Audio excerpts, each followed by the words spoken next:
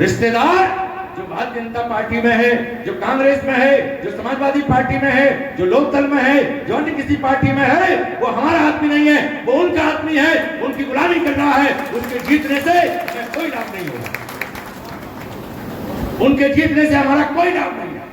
हमने देखा मनीषा बहन के साथ प्रकरण हुआ, यहीं का हाथरस का हमारा सांसद था और वो हमारे पक्ष में नहीं खड़ा हुआ, दुश्मन के पक्ष में बोला। आज सब लोग गवाह हैं, दुश्मन के पक्ष में जाके बोला। आज हमारे बीच में नहीं है। पढ़ाई करेंगे, वो जो गरीबों के बच्चे पढ़ लिख कर नारा लगाएंगे, यूपी हुई हमारी है, अब दिल्ली की बारी है। तो जब गरीबों के बच्चे यूपी हुई हमारी है, अब दिल्ली की बारी है, ये नारा लगाएंगे, तो टाटा, बिरला, डालमिया, गोदरेज, अंडानी, अंबानी के बच्चे कहां जाएंगे? यही लोग उस पार्टी के नेताओं के पीछे लगे। जैसे आरपीआई के नेताओं को इन लोगों ने लालची बनाया, स्वार्थी बनाया, ठीक उसी प्रकार से बीएसपी के नेताओं को भी इन्हीं लोगों ने लालची बना दिया, स्वार्थी बना दिया और धीमे धीमे करके स्थिति वो पैदा कर दी कि उनके नेताओं को घर बैठा दिया। हम सब देखते हैं कि हमारे इस देश के अंदर वर्ण व्यवस्था है, जातिवाद है, धर्मवाद है।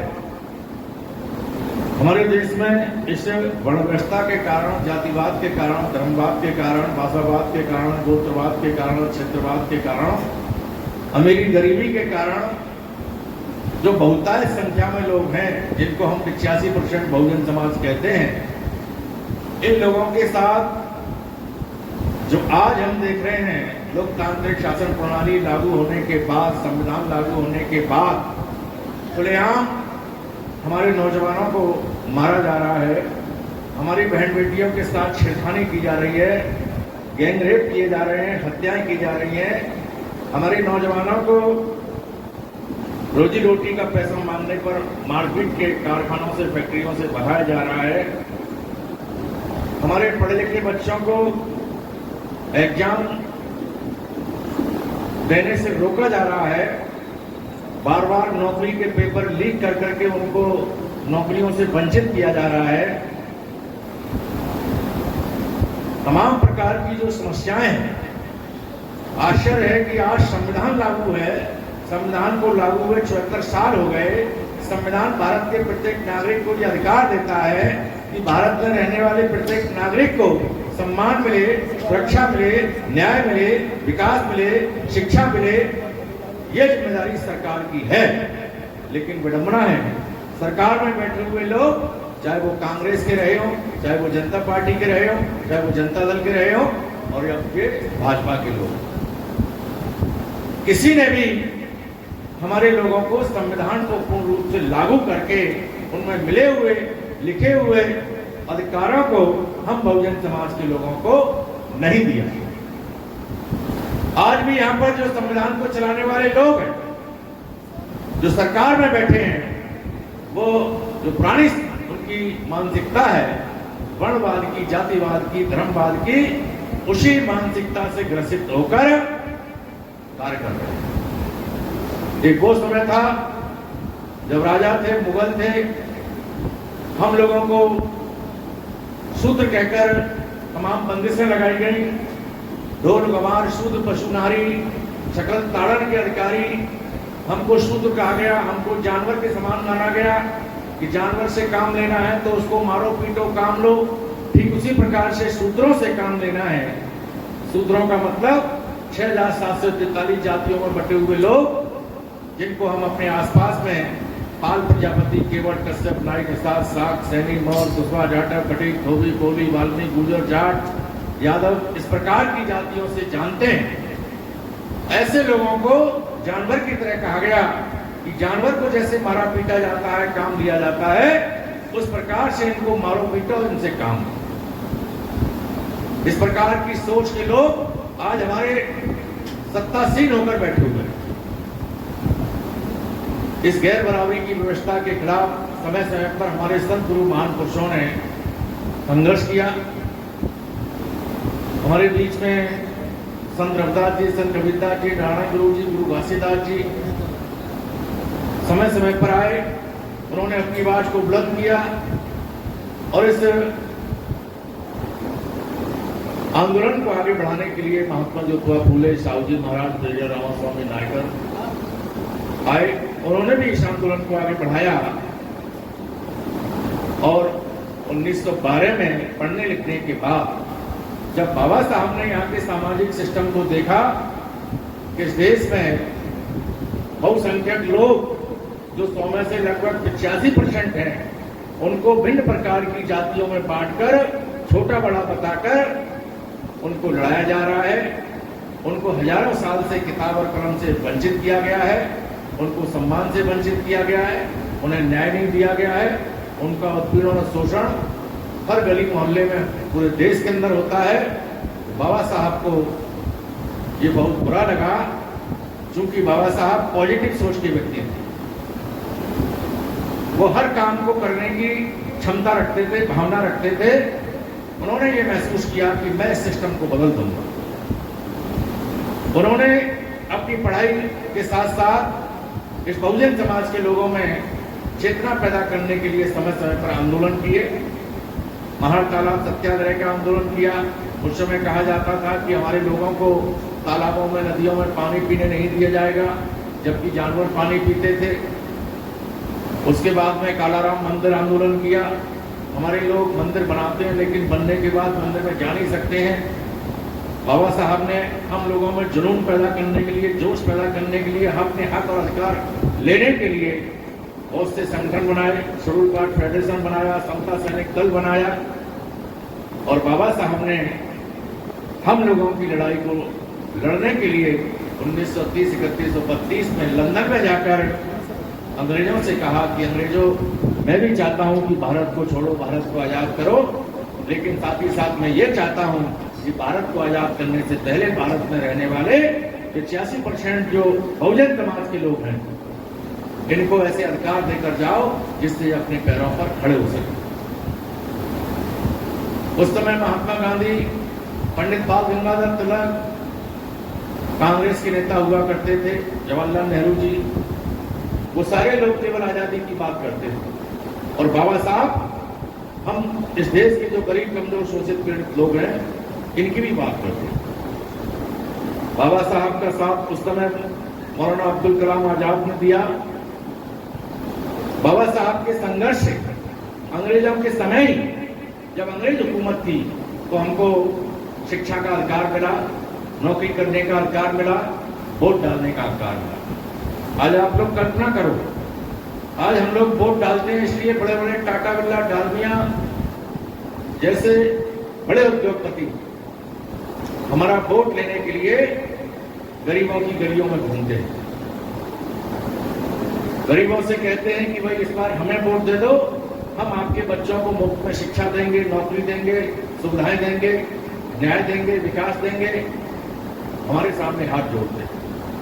आप देखते होंगे झुग्गी झोपड़ियों में जब गाड़ियों का बड़ा काफिला जाता है, पहले कांग्रेस का काफिला जाता था, फिर जनता पार्टी का जाने लगा, फिर जनता दल का जाने लगा, अब भाजपा का जाता है, और बहुत सी पार्टियां जो स्टेट की पार्टी हैं, जो अपने अपने राज्य में चल रही हैं, तृणमूल कांग्रेस है, आम आदमी पार्टी है, समाजवादी पार्टी है, और दूसरी तमाम पार्टियां हैं, दक्षिण से लेकर उत्तर भारत तक।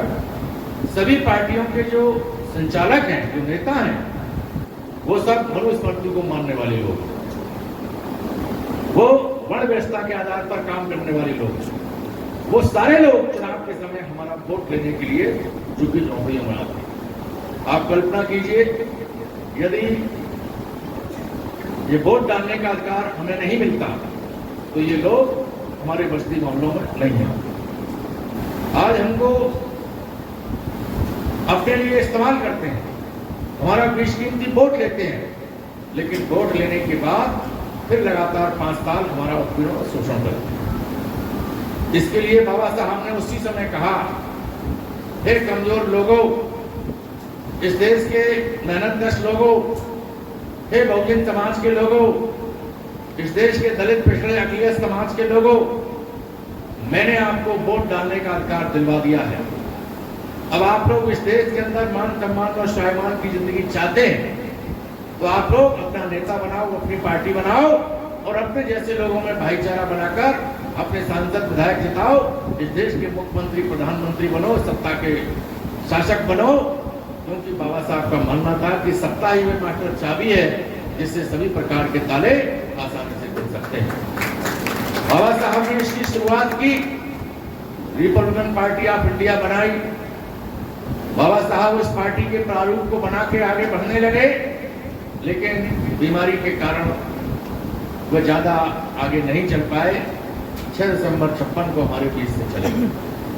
जिन लोगों को पार्टी चलाने की जिम्मेदारी थी वो लोग पार्टी को चलाने लगे। पूरे देश के अंदर रिपब्लिकन पार्टी ऑफ इंडिया का बहुत बड़ा आंदोलन खड़ा हुआ।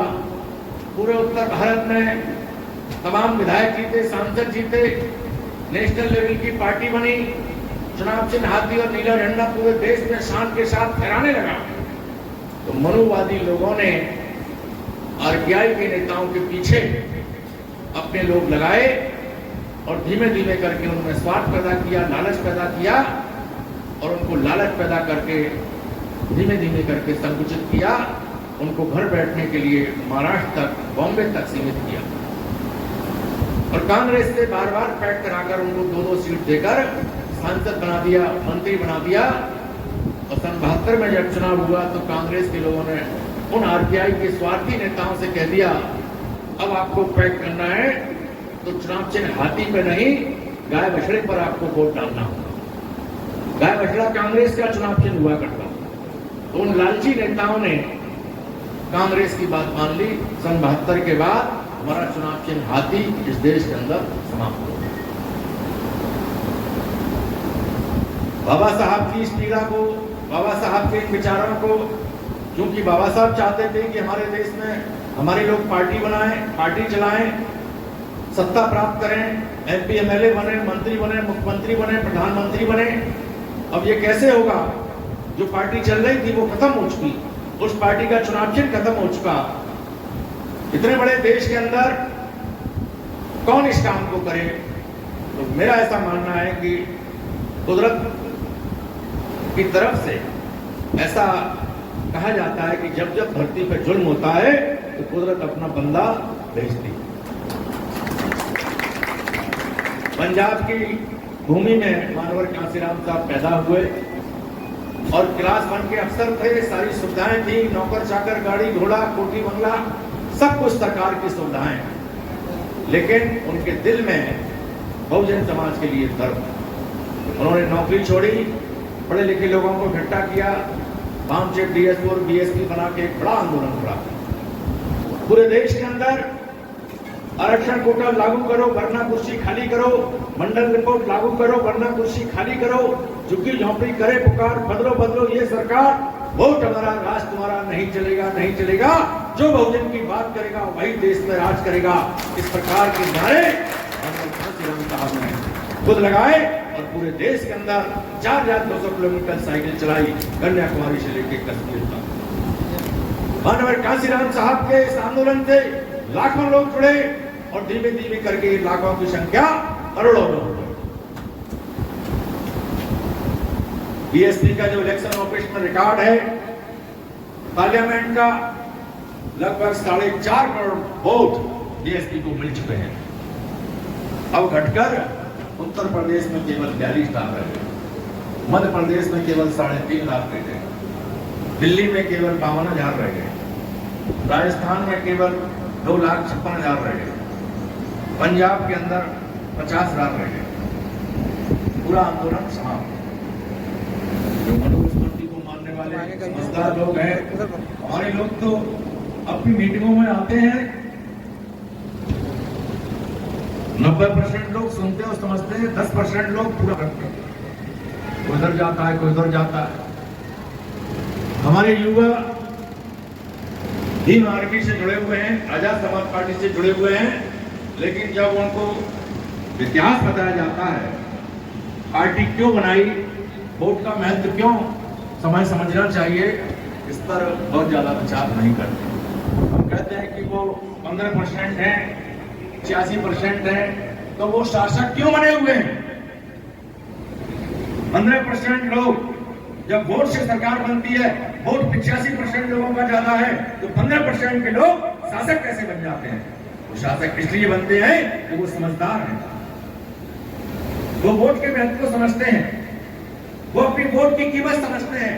उन्हें मालूम है वोट अगर हमें हमारी पार्टी को मिल गया, हमारी पार्टी की सरकार बन गई, तो हमारे बच्चे अच्छी शिक्षा प्राप्त करेंगे, अच्छी नौकरियां करेंगे, राजनीति में ठाट बाट से रहेंगे, कॉलोनियों में रहेंगे, बंगलों में रहेंगे, कोठियों में रहेंगे, थाने चौकी में हमें कोई परेशान नहीं करेगा, हमारी बहन बेटी की तरफ कोई बुरी नजर नहीं डाल पाएगा, हमारे कोई बच्चों को पकड़ के कोई मॉब लिंचिंग नहीं कर पाएगा। वो जानते हैं ये सारी चीजें वोट से मिलती है, इसलिए वो लोग वोट के समय अपनी दुकान छोड़कर, अपनी नौकरी छोड़कर हमारे बीच में आके खड़े होते हैं।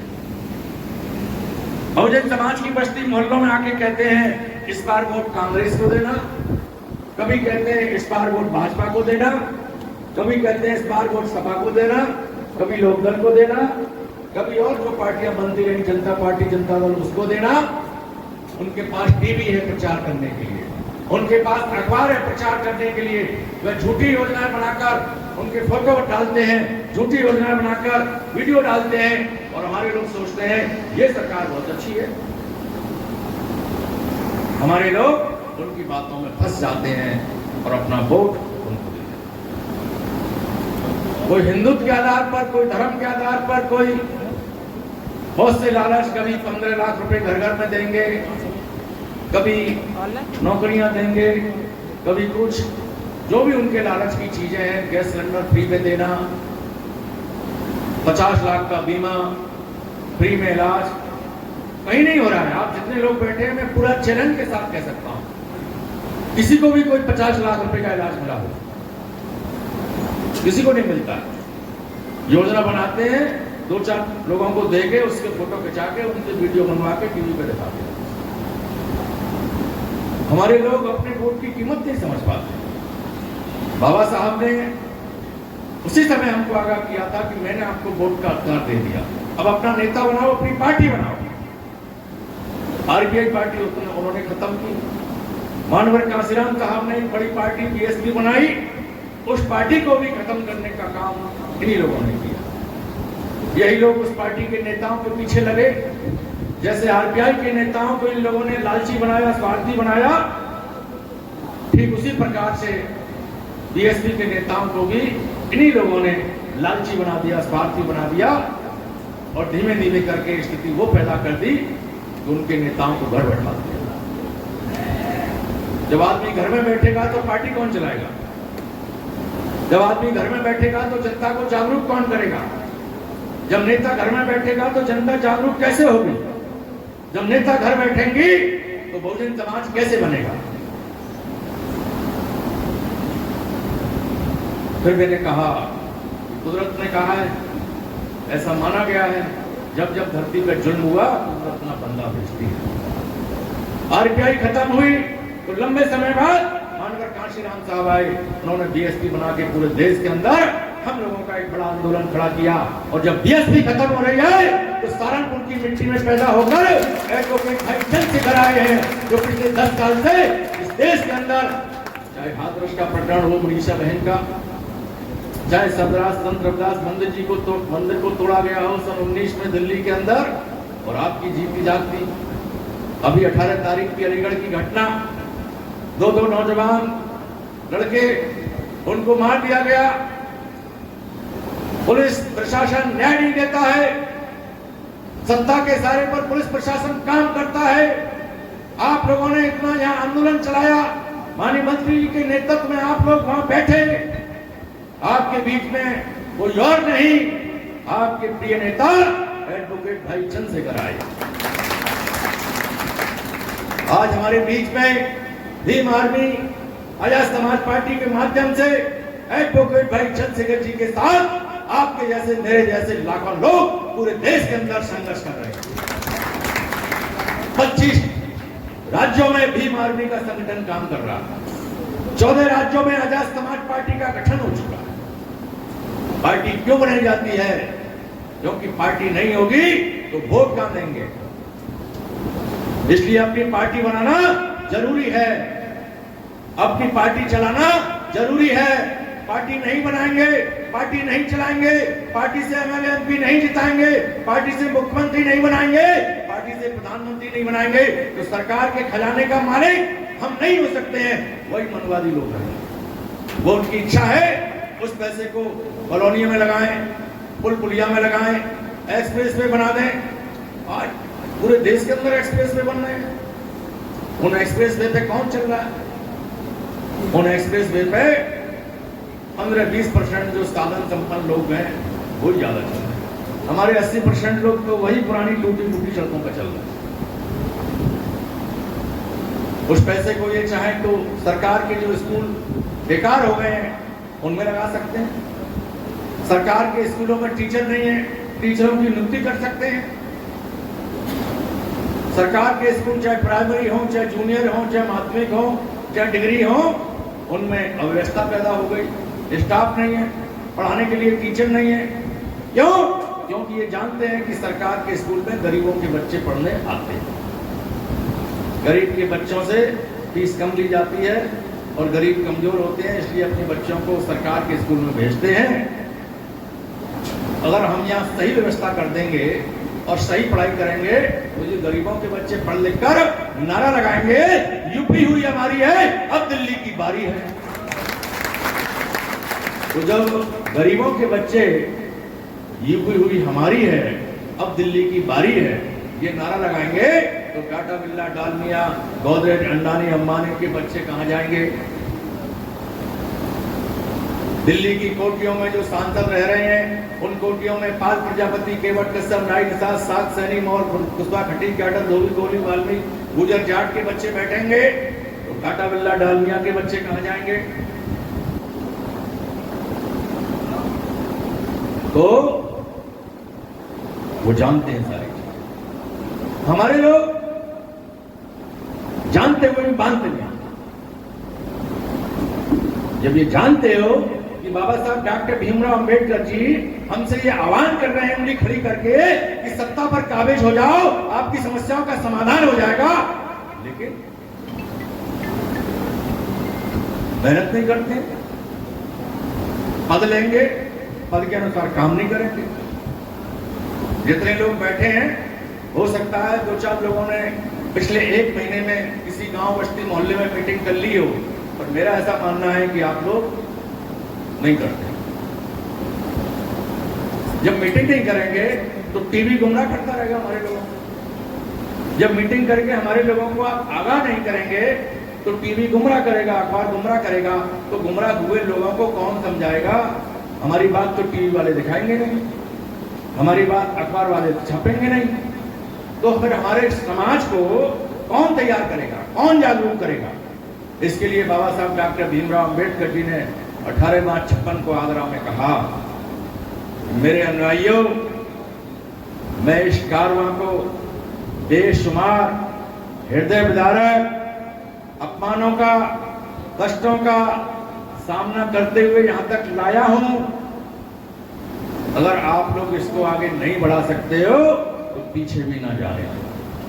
उन्होंने कहा, मैं चाहता हूं कि इस कारवां के आप लोग तंबू बने। ये तंबू हर गली में खड़ा हो, हर मोहल्ले में खड़ा हो, हर गांव में खड़ा हो, हर कस्बे में खड़ा हो, जिससे ये कारवां रूपी बंबू बना रहे, ये बंबू कहीं भी लचक ना आए, नीचे ना गिरे। लेकिन हमारे ये बंबू, लगभग 300 लोग यहां बैठे हैं। क्या मैं ये मान सकता हूं, आप लोगों पर भरोसा कर सकता हूं कि आप ये 300 लोग 2 महीने बाद ये खैर में चुनाव होगा, गली गली में, घर घर में आपकी ड्यूटी लगेगी, तो इस कारवां के बंबू बन के काम करोगे? आप करोगे? घर परिवार के कामों से अपने आप को 15-20 दिन के लिए दिन रात यहां रहोगे? संकल्प लेकर जाओ। 15% का लोग जीत सकते हैं, हम 85% हम क्यों नहीं जीत सकते? वो भी इंसान है, हम भी इंसान हैं। उनके अंदर भी दिमाग है, हमारे अंदर भी दिमाग है। हमें लोगों को लालच से बचाना है, हमें उनके फाले में लोग नहीं चले जाएं, उन्हें गुमराह होने से बचाना है। भिन्न भिन्न प्रकार के लोग लालच लेकर विरोधी पार्टी के लोग आते हैं। कोई समरसेबिल का लालच देगा, कोई हैंडपंप का लालच देगा, कोई गली में खरंजा बनाने का देगा, कोई कहेगा मैं तो आपका रिश्तेदार हूं, ये रिजर्व सीट है, हमारे आपके रिश्तेदार आएंगे यहां लड़ने के लिए, हमारे लोग आएंगे लड़ने के लिए। वो कहेंगे भाई मैं बड़ी पार्टी से जीत रहा हूं, मैं जीत जाऊंगा, आप लोग ये नई पार्टी को क्यों वोट दे रहे हो, नई पार्टी जीतेगी नहीं और आप मेरे रिश्तेदार होकर वोट नहीं देंगे और मैं 150 वोट से हार गया तो मुझे बड़ा दुख होगा कि मेरे रिश्तेदारों ने मुझे वोट नहीं दिया। मैं इसके लिए कहना चाहता हूं, रिश्तेदार जो भारतीय जनता पार्टी में है, जो कांग्रेस में है, जो समाजवादी पार्टी में है, जो लोकदल में है, जो अन्य किसी पार्टी में है, वो हमारा आदमी नहीं है, वो उनका आदमी है, उनकी गुलामी कर रहा है। उसके जीतने से हमें कोई लाभ नहीं होगा, उनके जीतने से हमारा कोई लाभ नहीं है। हमने देखा मनीषा बहन के साथ प्रकरण हुआ, यही का हाथरस का हमारा सांसद था और वो हमारे पक्ष में नहीं खड़ा हुआ, दुश्मन के पक्ष में बोला। आज सब लोग गवाह हैं, दुश्मन के पक्ष में जाके बोला, आज हमारे बीच में नहीं है। बाबा साहब ने रिजर्वेशन का जब सोचा होगा कि मैं कुछ रिजर्वेशन कर देता हूं जिससे दबे कुचले लोगों की आवाज पार्लियामेंट में गूंजेगी, विधानसभा में गूंजेगी, लेकिन उल्टा हो गया। लोग इतने लालची हो गए, इतने स्वार्थी हो गए कि दूसरी पार्टी से रिजर्व सीट के एमएलए एमपी बनकर उनकी हमें यहाँ मिलाते हैं, अपने समाज को पिटा लुटा देखते रहते हैं, अपने समाज के बीच में आके खड़े नहीं होते। अभी प्रकरण हुआ 18 तारीख का, दूसरी पार्टियों के हमारे समाज के लोग मंत्री बनकर आगरा में बैठे हैं, कैबिनेट मंत्री, एक नहीं दो बैठे हैं, सांसद भी मंत्री, विधायक भी मंत्री, दोनों शुरू काट हैं। कोई आया? कोई नहीं आया। विधानसभा में कोई बोला? कोई नहीं। तो आप लोगों को समझ आनी चाहिए, हमारा आदमी उनका राष्ट्रपति बन जाए, हमारा आदमी उनका प्रधानमंत्री बन जाए, हमारा आदमी उनका मुख्यमंत्री बन जाए, हमारा आदमी उनका मंत्री, सांसद, विधायक बन जाए, उन्हीं की बात मानेगा, हमारे लिए काम नहीं करेगा। हमें अपनी पार्टी से, अपने विचारधारा से, अपने झंडे से, अपने चुनाव चिन्ह से अपने आदमी को जिताकर भेजना है, जिससे वे दिल्ली के साथ हमारी आवाज को बुलंद करेगा। अपने और पराये में अंतर होगा। अपना बहुजन समाज का आदमी जिताओ, अपनी पार्टी से जिताओ। आज भाई चंद्रशेखर जी पार्लियामेंट के अंदर हैं, आप सोचिए उनके ऊपर कोई मनुवादी व्यक्ति का रोक टोक है? नहीं है, क्योंकि वे अपनी पार्टी से हैं, आपके वोटों से जीते, आपने जाके नगीना मेहनत की, माननीय मंत्री जी के साथ पूरी टीम, इस मंडल के, अलीगढ़ मंडल, आगरा मंडल के आप तमाम लोगों ने दिन रात मेहनत की। वहां नगीना की जनता ने उनकी मेहनत को समझा, उनके संघर्ष को समझा, उनको सपोर्ट किया। 1,52,000 से वोट से जीतकर आज भाई चंद्रशेखर पार्लियामेंट, और वे बोलते हैं जय भीम, जय भारत, जय संविधान, जय जोहार, जय जवान, जय किसान। और कोई सांसद बोला? क्यों नहीं बोला? उनको डर है, बोल दिया तो मेरी पार्टी मेरी टिकट काट देगी,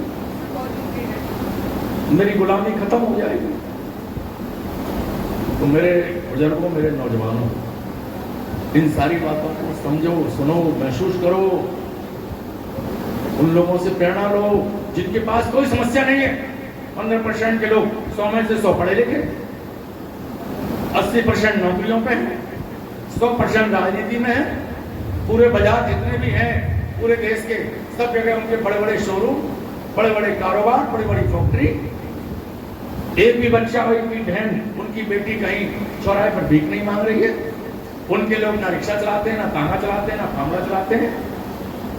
उनकी कोई समस्या नहीं है, लेकिन सत्ता का महत्व समझते हैं, वोट का महत्व समझते हैं। इसलिए सरकार बनाने के लिए हम लोगों को गुमराह करके अपनी तरफ ले जाते हैं। और एक हम लोग हैं कि हमारी कोई समस्या ही समस्या नहीं।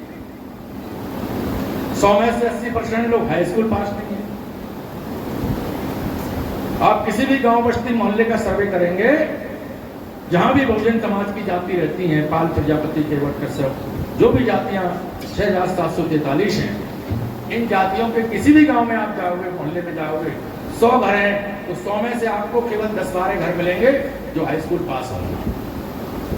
2-4 लोग अच्छा खा रहे होंगे, अच्छा पहन रहे होंगे, नौकरी वोकरी कर रहे होंगे, तो धंधा पानी कर रहे होंगे। बाकी 90% लोग मेहनत मजदूरी। पहले भी हमारे बाप थे इन्हीं लोगों की मेहनत मजदूरी करते थे, अभी भी इन्हीं की मेहनत मजदूरी कर रहे हैं। हमारे लोगों के पास तो खेत खलिहान भी नहीं है, 2 बीघा 4 बीघा, उससे क्या होता है? उनके पास सैकड़ों बीघा। उन्हीं की जमीन हमारे लोग जोत रहे हैं, उन्हीं की जमीन में पानी लगा रहे हैं, उन्हीं की फसल को काट रहे हैं। ये गुलामी नहीं है तो क्या है? उन्हीं के लिए जूते बना रहे हैं, उन्हीं के लिए कपड़े धो रहे हैं, उन्हीं के लिए बाल बना रहे हैं, उन्हीं के लिए सब्जी पैदा कर रहे हैं, उन्हीं के लिए कुल्हड़ सरैया बना रहे हैं। ये क्या है? ये कब तक चलेगा इस देश के अंदर? जब संविधान हमको ये अधिकार देता है कि प्रत्येक नागरिक को रोटी कपड़ा मकान मिलना चाहिए, प्रत्येक नागरिक को फ्री में शिक्षा मिलनी चाहिए, प्रत्येक नागरिक को मान सम्मान और स्वाभिमान के साथ जिंदगी जीने का अवसर मिलना चाहिए, फिर हमको जाति के आधार पर अपमानित क्यों किया जाता है? फिर हमको न्याय खाने से क्यों नहीं मिलता है? इस बात को समझना चाहिए। तो मैं आपसे अपील कर रहा हूं कि आप लोग भाई चंद्रशेखर आजाद जिंदाबाद कहते हैं, भीम आर्मी जिंदाबाद कहते हैं, आजाद समाज पार्टी जिंदाबाद कहते हैं, लेकिन आपको काम क्या करना है? अपने काम को भी आप बताया करो कि मैंने 1 महीने में 15 मीटिंग करके अपने क्षेत्र को तैयार कर दिया। ये संकल्प आपको लेके जाना चाहिए। अगर काम करोगे तभी मान सम्मान और स्वाभिमान मिलेगा, और नहीं करोगे तो मैं भी मरूंगा, आप भी मरोगे, और काम करेंगे तो मैं भी मरूंगा, आप भी मरेंगे। लेकिन मेरा ऐसा मानना है कि रोज मरते हैं बेमौत मरने वाले, मरकर भी नहीं मरते समाज पर कुर्बान होने वाले। जो समाज के लिए काम करते हैं वो लोग महान हो जाते हैं, अमर हो जाते हैं, उनको लोग याद करते हैं, उनकी जयंतियां मनाते हैं, उनकी तस्वीरें लगाते हैं, फूल चढ़ाते हैं। और वैसे तो रोजाना मर रहे हैं, नाक पलट रही है, truck accident, bus accident, attack आ गया, ये हो गया, वो हो गया। तो जब मरना ही है तो कुछ करके जाओ, कुछ करके जाओ। पार्टी ने आपको जिम्मेदारी दी और जिम्मेदारी को निभाओ। विश्वास करता हूं कि आप लोग भाई चंद्रशेखर जी के इस आंदोलन को आप लोग इस खैर विधानसभा क्षेत्र में पूरी ताकत के साथ चलाएंगे।